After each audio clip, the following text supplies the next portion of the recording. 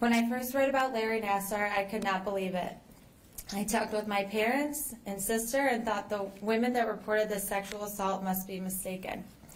Even though I did not know this at the time, I had also gone through the same abuse beginning when I was 15 years old. Today I know I was in the first stage of grief, denial. Denial that I could ever be a victim of sexual assault. I was grieving that a person I respected and cared for had betrayed my trust.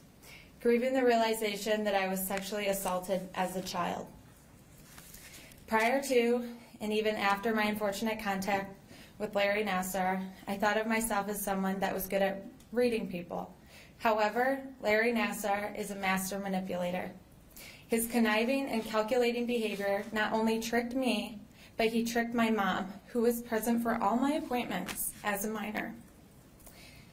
After discovering the assault had taken place, my family and I were distraught with grief.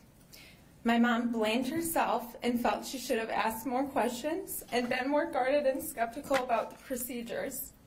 The thought of my mom hurting and blaming herself was heartbreaking for me because never once did I think it was her fault. Anyone that has suffered sexual assault or loves someone who has needs to realize it's not their fault. It is the sexual predator's fault, and in this case, it is Larry Nassar's fault. Even though I have accepted this abuse was out of my control to prevent, it has not lessened my depression and anxiety. There are nights I lie awake crying, fearful of the nightmares that may come when I fall asleep, and when I'm awake, the nightmare of this reality, my reality, is not much better. Not only am I depressed with the realization of what happened to me, I've had to go on living my same life with family and friends that have no idea what I'm going through. Usually I'm a very outgoing and open person, but it's been difficult to be my true self without sharing this part of my past. What motivates me to come forward is my strong belief that victims of sexual assault deserve to have a voice. By publicly speaking out against Larry Nassar, I'm not just speaking up for myself.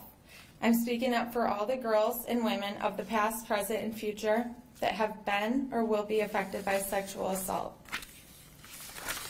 A quote from Jasmine Carr. Scream so that one day, 100 years from now, another sister will not have to dry her tears, wondering where in history she lost her voice. It's been a difficult road to say the least, but I know in my heart our efforts will help women not only today, but for years to come. Difficult times can either strengthen or break a person. I am proud to say that this experience, though extremely challenging and sometimes unbearable, has made me a stronger woman than I was before. Through this strength, I have learned to not be ashamed.